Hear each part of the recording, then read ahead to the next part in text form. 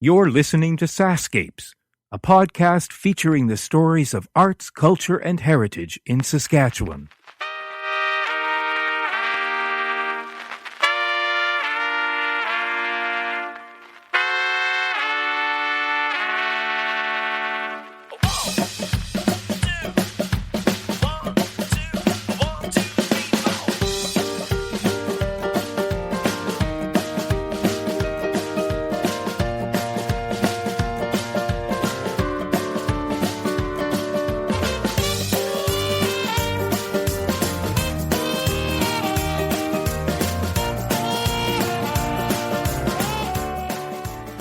I'm Kevin Power. SaskScapes continues its journey in Rockglen, Saskatchewan.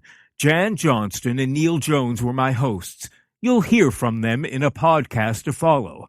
When I arrived at their house, met them and the dogs, I also had the pleasure of meeting two of their friends. Of course, I'd be meeting a lot more later on. But one of their friends, Brenda Feuerstein, was reclining on the sofa, sipping soda water, and from the moment I spoke to her, I just knew she had a story to tell. She is an unmistakable presence and energy. Brenda shares with me her story of love, loss, spiritual practice, her fondness for Saskatchewan and travel, her passion for writing, yoga, and much more. In the background, you're going to hear a lot of sounds. Most prominently featured is guitar playing and singing coming from Neil's studio. That is the setting for my podcast later that evening, and one you've got to hear. You'll also hear the sounds from the kitchen as dinner is being prepared, and also the phone ringing. Each time it rang, it was another friend of my host's asking, "What time shall I be there for, and what shall I bring?" Be where and for what? My next podcast will reveal all. But for now, this is my new friend, Brenda Feuerstein. So now I'm in Rockglen, Saskatchewan, and I've waited a long time to get here because I just had a sense that something magical was going to happen when I arrived. And it did the second I walked in the door because in addition to meeting my gracious hosts, there on the sofa was sitting somebody named Brenda Feuerstein. And instantly, once I started to hear you speak, I thought, I have to record you. I need to know your story. So I want to know your story all over again. I'm going to get you to run through everything that you did. Are you originally from Saskatchewan? I am. I grew up in a small town called Plunkett, Saskatchewan, which is... I guess it was along the old 14 highway, which is now the 16. Right. And then my teen years were in Humboldt, Saskatchewan, and I stayed in the province for a number of years and eventually made my way to California. And did something significant? What brought you to California? It was in 2003 that I decided that I was going to volunteer for a retreat center in the United States. And it was called the Yoga Research and Education Center, which was founded by Georg Feuerstein. And I put in an application online, and Georg responded and said, "Oh, this is magnificent. You can do copy editing and proofreading, and you don't mind physical labor, and, you like Sanskrit and you like Eastern philosophy." And he said, "When can you come?" And so I said, "Well, I'm available the end of June." So I jumped in my car and I drove down to California and I volunteered at this center.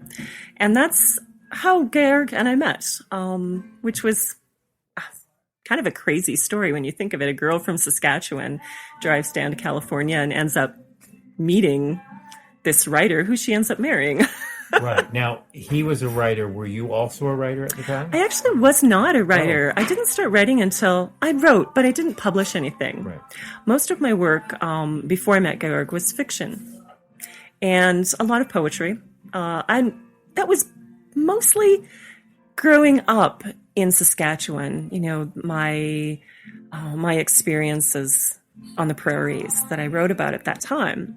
And then when I was in California and connected with Georg and we started working on Eastern philosophy together, because that's really where our paths crossed. And my interest in Eastern philosophy and his, which was great, right, worldwide recognition of it, formed a really good writing collaboration. So we went on to write a number of books and distance learning courses on Eastern philosophy and environmental and social activism. But did you have you had a previous interest or studies in Eastern philosophy? I had studies and interest in it. So I was a yoga teacher before I met Georg, and I had been studying Sanskrit for several years and studying Eastern philosophy, formally and informally. And I started on the path of Tibetan Buddhism before I ended up at the center in California. Right. So when we met in California, it became, this union of scholarly work and also of spiritual practice. Right.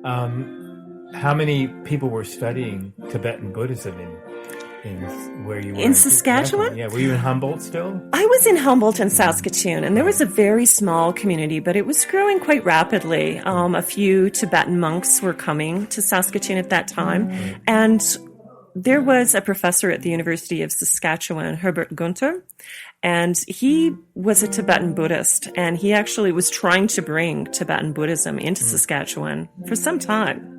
So there was a growing interest. Right. Of course, it's blossomed into quite a big interest now. Right. So you went to California in what year?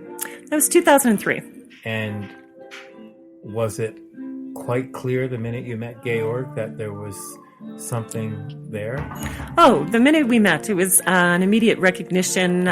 We always used to make these elaborate stories about how we would have met in past lives and what we did, and how we met on the Silk Road and in Madagascar. And so we knew immediately when we saw each other that there was something there. And because we worked well together, I was volunteering at the time, but still I was doing a lot of work with him in various capacities. And it was just obvious from the moment we saw each other that was the path for us. Right. And now he was at that time already very established as a writer. Yes, he actually wrote his first book when he was 14, living in Bavaria, on yoga philosophy, and it was published. And then he went on to live in England and Oman and became very well established as the foremost authority on yoga philosophy at that time. And then from there he moved to the United States in the early 80s. And he, from then on, was the foremost authority in the world on yoga philosophy, which was Buddhism, Hinduism, and Jainism. Right. And so you were there with him for how long in California? We were in California for a couple of years, and then we decided to leave the nonprofit association back, kind of give it back to the state. And this was during the Bush administration. And we decided that it was time to go back to Canada. He had only had one experience in Canada before, and it was a winter experience. So he felt that all of Canada was probably cold and horrible, and he wasn't really sure about this move from California, the beautiful area of California. Right. And of course, he found out that winters weren't that bad. Right. Only 30 below, right? Right. And Georg's parents had long since passed away, and he was missing having family. And my parents were still alive in Saskatchewan, still are. And I decided that I was going to just throw the idea, let's move to Saskatchewan and be closer to my family so he could have that experience as well. It didn't go over that well. It didn't go over well when you were talking about it or when he got here? No, initially when we were talking about it. Oh, so right. we decided British Columbia, but we got to British Columbia in September. The fog set in. Our dog was turning moldy because it was the fog had gone right down to the ground. Right. And I said to Georg, I know it's one place in southern Saskatchewan. It's a small community. There's some writers there, some artists. We could see, what's going on there. Maybe there's property for sale.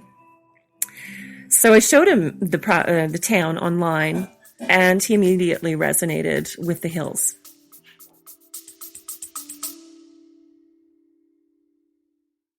Hey, it's Kevin. I hope you're enjoying the episode so far. Just a quick reminder that the SaskScapes podcast is available for free on your favorite podcast app, or you can stream it from your browser. Check out the show notes for the link. On the SaskScapes homepage, you'll notice something new under the logo called SaskScapes Plus. You can't miss it. There's a big button saying support with a heart icon next to it.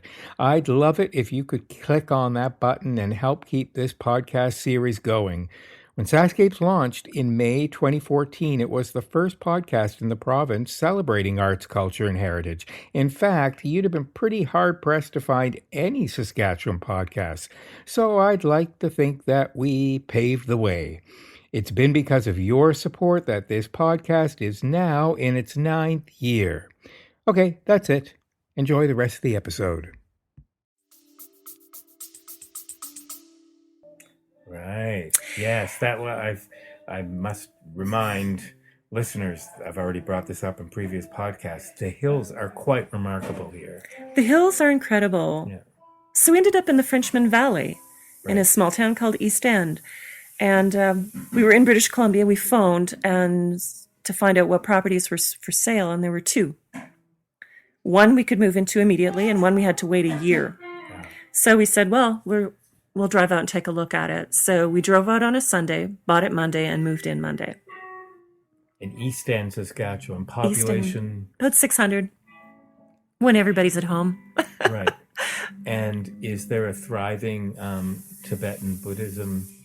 We were the first Tibetan Buddhists to Yes. arrive in that community, but it has since become an active or more active community in terms of Buddhism. I have a small group of people that gather fairly often to practice and receive teachings. And so it's interesting. I think that there was a natural movement at the time to expand their knowledge and to move past their experience of religion and spiritual practice. Right. And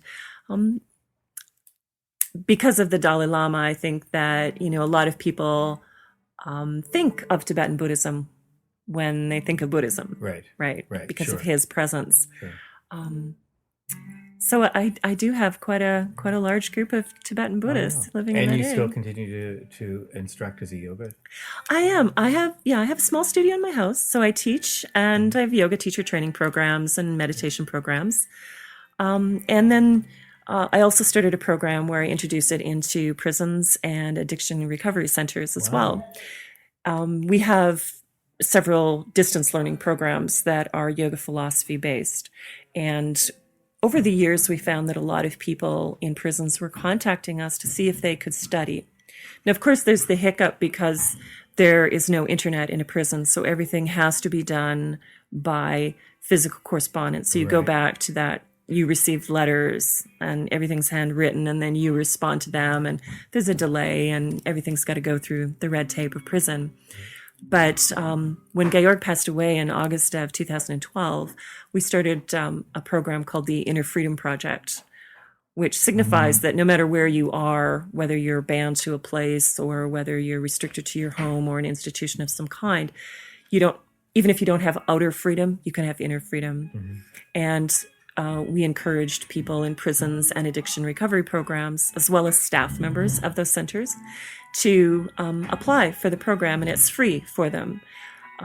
So we have quite a growing population in the prisons that are starting to study yoga philosophy and inner transformation and meditation. And No doubt it's proven to be a valuable tool in rehabilitation. it has. I mean, in the States, there've been many studies with meditation and yoga. Right. And we just felt that here is a group of people that has time, right? And most people, that's the biggest thing. They don't have the time to study. Right. And you've got a population that has the time, but don't have the physical financial means to do so. So we decided that we were going to provide them with that, with free programs. Right. I want to back up a little bit, and I totally leave it to you how much you want to share about this, but you lost Georg 22 months ago. Yeah. I'm curious to know how Eastern philosophy or your belief system deals with the tragedy of loss. It's a great question. It depends on the Eastern philosophy that you're talking about. I'll give it from a Tibetan Buddhist perspective. So from a Tibetan Buddhist perspective, when a person dies, there's a period of time where they're in what's called a bardo, kind of this limbo stage. And then after that, they will seek a new body. Their mind seeks a new body for rebirth. And as the surviving person, you enter into a practice of trying to be unattached, which is not easy. I wrote extensively about that, and the article that I wrote for Shambhala Sun really summed it up. It's easy in theory. Right. It's easy in theory. Practice, it smacked me across the face, right? I wasn't expecting it. Yeah. You say that you're a practitioner and you do your practices and the things that come to you, and then bam, something tragic like that happens and everything changes. I got a new appreciation for what it must mean for people in certain situations to practice and overcome things like attachment or physical pain, things like that, to actually go through that and come out the other side.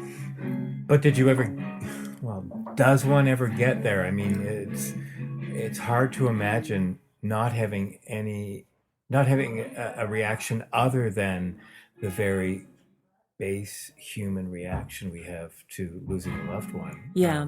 Which sometimes just defies all belief systems. You just grieve. Exactly. So Buddhism doesn't tell us to push away those emotions. It says to be very present for them. Right. So do I think that you ever get past that? So grief is a process. Right. I don't think it ever ends. Mm-hmm. It changes. It changes you, but it never really ends. And I don't believe there's this other side or when people say, oh, you'll get over it. No, it's not. Right. It's not black and white. Right. And it's an experience that everyone has, and that's very much their own. Yeah, there's no timeline on no timeline. Right. So when I made a conscious choice, I didn't like Facebook. I didn't like social media, but I decided that it was important for me to consider what kind of contribution I could make after the loss of my everything. He was my spiritual partner. He was the person I worked with all day, the person I played with, that was our life together. And I realized that grief is just not accepted by a lot of people publicly, socially. It's not an acceptable thing. People don't know what to do with it. Yet everybody experiences it on some level. Yeah. Even if it's that your dog dies, you're experiencing it, but most people don't know how to get it out of them. Right. And so I set out purposefully with the practice of every morning I would get up and I would go straight to Facebook. And I would write a post that was whatever came up, good, bad, or ugly. Mm-hmm. And I did that twice a day in and day out, and still do that. Right. And the flood of letters came in.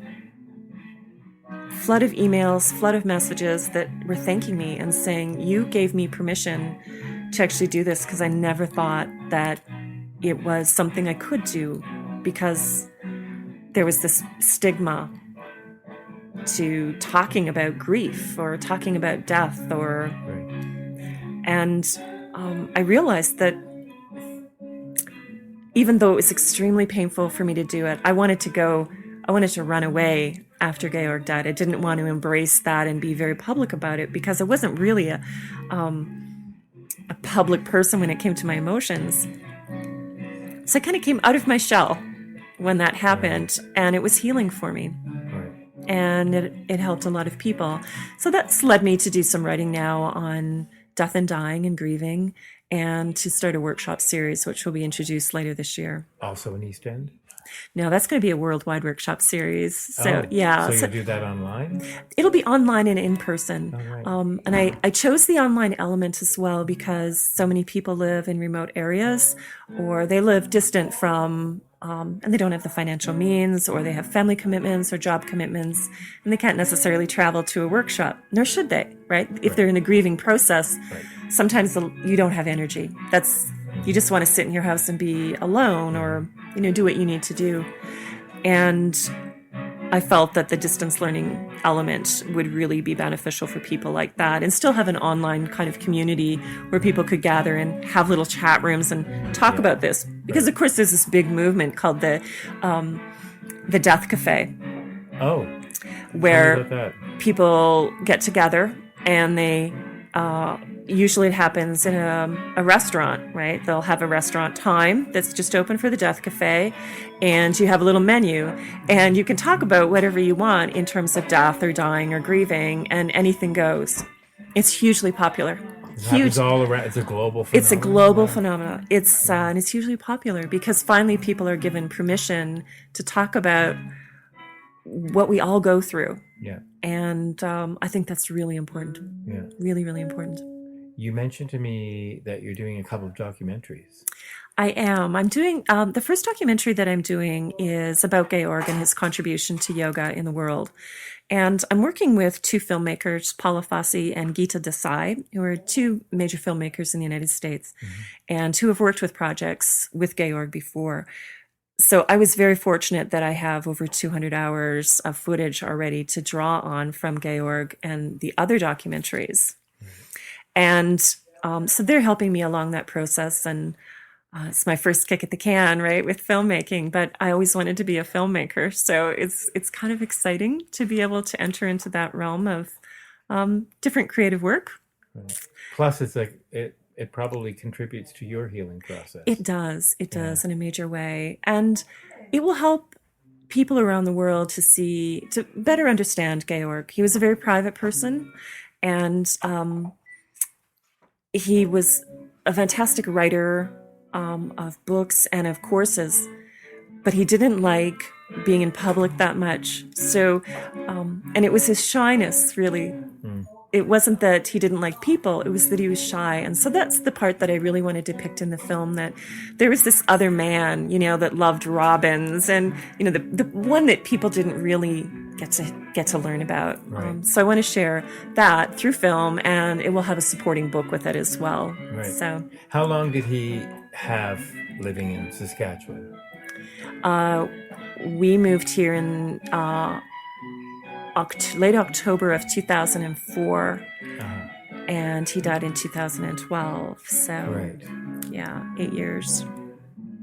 Can you talk about any of his impressions of after having been traveled so well to be? He lived, pretty much everywhere in the world, and had traveled all over. Right. When he landed in Saskatchewan, he fell in love. Wow. He fell in love. We came through the Frenchman Valley from Alberta to Eastend. And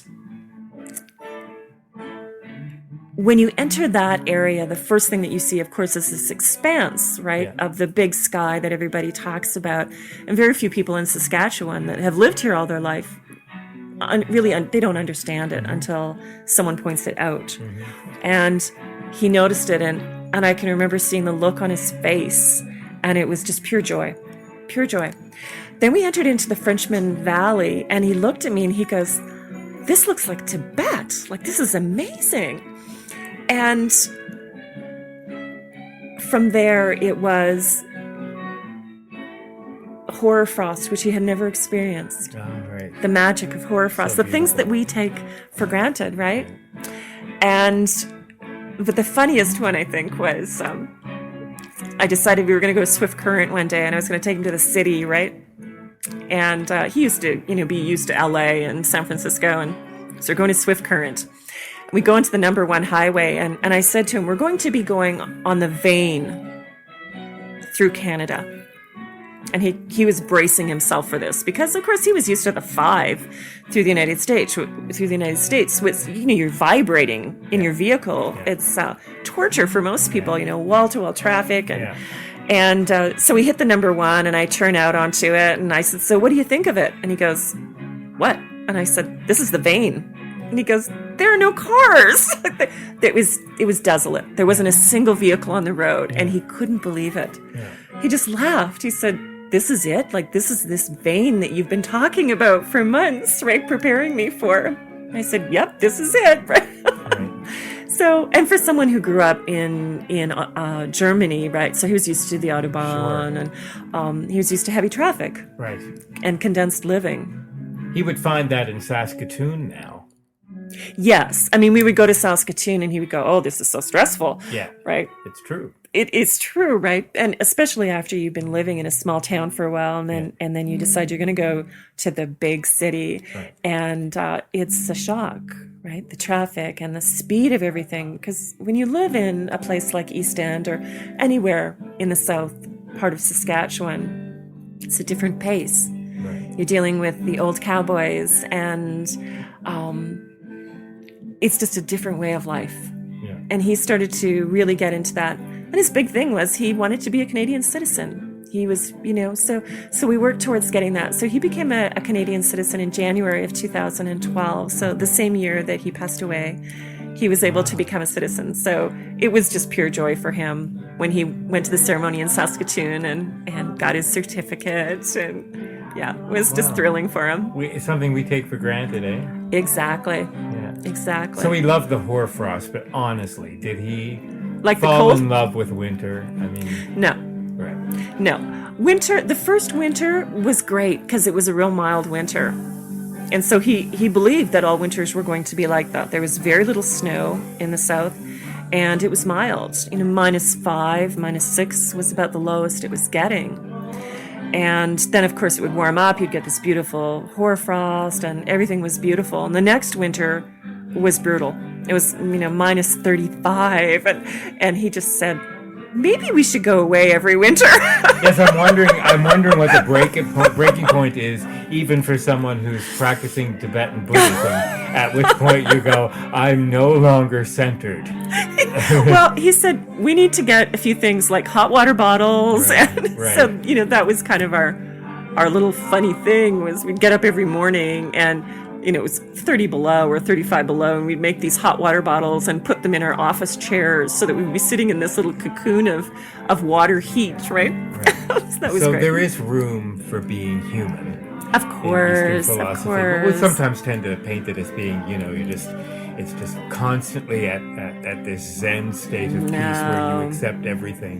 No, it's a practice. It's called a practice for a reason. Right. Because you're always practicing. Do you ever get there? Do you ever...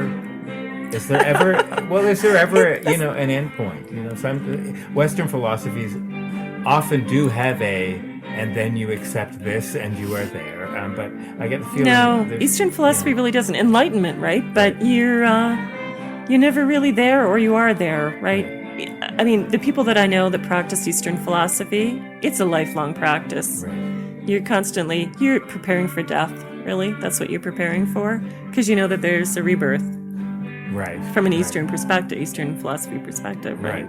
So before you take that journey of rebirth, what's next to you? I get the feeling you don't stay in one place very long. I'm a road tripper. Right. I love road tripping. Right. How do you have the faith to just kind of know that you're meant to go somewhere without necessarily a really clear strategic 5-year plan? Just know that there's a calling to go there and make that leap.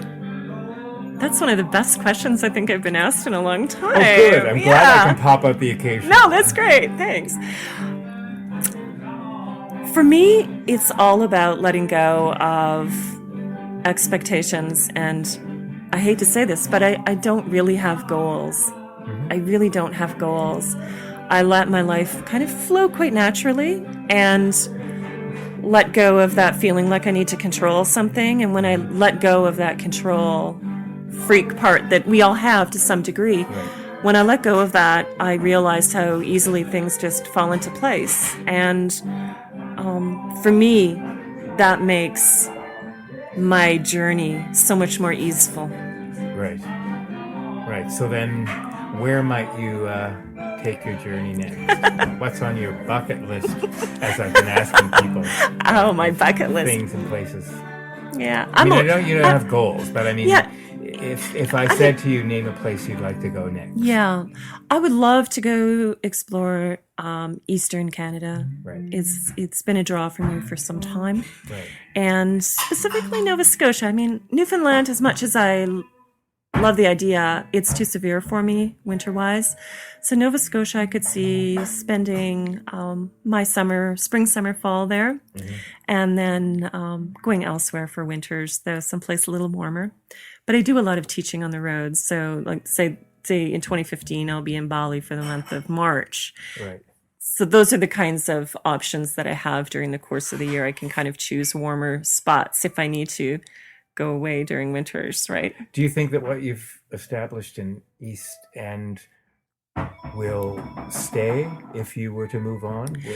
I'm actually training people right now to take over the yoga classes, and there are a few people that are coming along with Buddhism to the point where I feel that they could begin to have sessions. Right. I've always wanted to leave a community feeling as though I've contributed enough that something will stick when I go.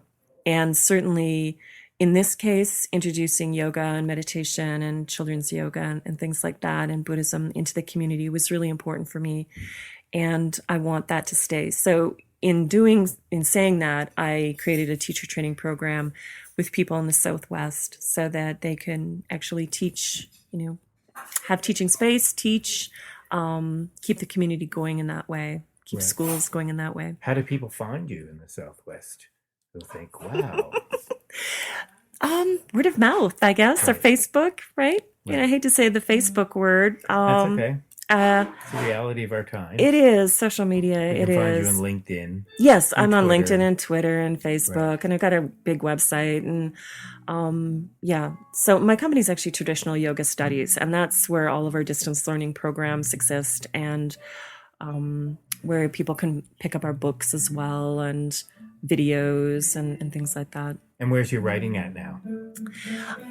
It's interesting. When Georg was dying, there were a couple of books that had loose ends, which meant I had a couple of decisions to make. I could either decide to complete them and go through the publishing process with those books, or just let them drop off. And I decided that I needed to get them out there, that it was important. And since then, of course, I found tons of boxes of books and, manuscripts that need to be published. But so I took on those 3 projects specifically that were Georg's, but that ended up being both of ours in the end because I had to do some major contributions to the writing process.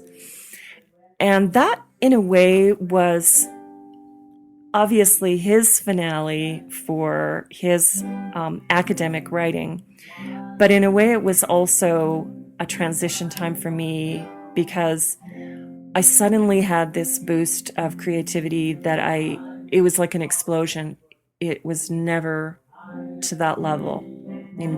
The kind where you can't sleep for weeks on end and all you can do is write. And my writing actually changed to be more fictional writing and poetry, but from an esoteric perspective, combining Eastern philosophy and putting this overlay of the prairies and the experiences that I was having in the South with the winds and the storms that would roll in through the valley, and the quality of the rivers and the smells down here. And I was infusing it, kind of overlaying it onto the stories that were told in India and Tibet and Nepal, and even into Japan and China, some of the folklore that was being told, or mythology that was told through spiritual practice. So my writing has changed significantly. And what was interesting was I started just throwing some writing onto Facebook occasionally, and people started to become very interested in this new kind of writing. And I was really creating a different kind of language for a lot of people. I was mixing up the senses. So, you were seeing sounds. And because during the grieving process, things shifted in me, right? It's a strange kind of thing that happened where it was windy, and I realized I can see the wind. Yeah. I can Right, see the wind. right. It's not just that I can feel it. I can smell the wind because the quality is different. The quality of the air is different when it's windy. And I realized that no one had really written like that before. And publishers were becoming interested in this new way of writing. So somewhat shamanic writing. Yeah. Kind of tantric writing in a way that people hadn't heard for a long time. And so that's where my writing is at right now. I'm still doing some translations from Sanskrit to English and from Tibetan to English because I'm very interested in how the ancient teachings are what they can give us today. Like, what do they mean in today's context? Right. Even though they're thousands of years old, they're still, very spot on in many cases, right? You're going to publish all these fantastic Yes. works? Yeah. So much of our work is published through some Shambhala publications Right. and Home Press, which is based out of Arizona. And both of those publishers have been instrumental in getting Georg's work out there in a big way for many, many years.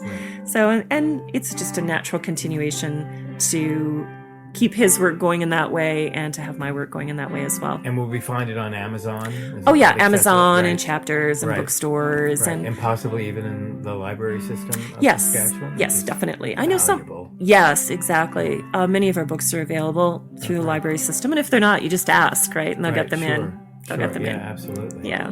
Wow, I had no idea that this part of Saskatchewan culture existed, and that you've played such a major part in making it happen. I feel obliged to say I'm sorry for your loss, Thank you. but I don't want to trivialize it by saying that you've made the most of a tragic situation to grow yourself and to carry on a legacy that I think Georg would be extremely, I want to say proud, because I get the sense that it's not about pride for him, that he would... It's a word he rarely used. I'm sure. I'm quite certain Yeah. that it is, but Yeah. that it's a logical extension of his presence beyond just his physical presence, that you're Yeah. carrying that on, Yeah. that he would be humbled by it. Yeah, and I can actually say, although he never used the word pride or proud very much, when he did use it, it had a different quality. It was this quality of deep recognition that someone has followed a path that was possibly challenging and did it with love and compassion and passion, right? And which is how I pretty much live my life. Right. Well, you'll live it to the fullest, and I hope that you get a chance to live it in Nova Scotia. Your home, my home province. Yeah. I cannot tell a lie, but I'm so glad to hear that it feels meant to be, because you keep running into Maritimers. I do, and of course, I've always wanted a church. Yep, and there's one waiting for you. And in the there's one valley. waiting there for me in the valley. Yeah. Life presents itself to you over and over again when you're open to it. Exactly. Yeah, you're exactly. an inspiration to those of us who perhaps doubt the second things become unclear. Yeah, never doubt. Never doubt. Right on. Yeah. Thank you for sharing your story. I'm so glad we had the opportunity to meet. Thank you so much. Thank you very much. Thanks for listening. The SaskScapes podcast is created by Kevin Power as part of the Culture Days Animateur program operated by Sask Culture. Funding to the cultural sector is provided through the Saskatchewan Lotteries Trust Fund for Sports, Culture and Recreation. If you want to hear more of these podcasts, or to see the great work being done by other Sask Culture animateurs, please visit www.iheartculture.ca. Special thanks to Paved Arts in Saskatoon for their technical support. Music for SaskScapes is provided by Saskatchewan-born singer-songwriter Jeffrey Straker. There is no end to the stories to be told. So, until next time,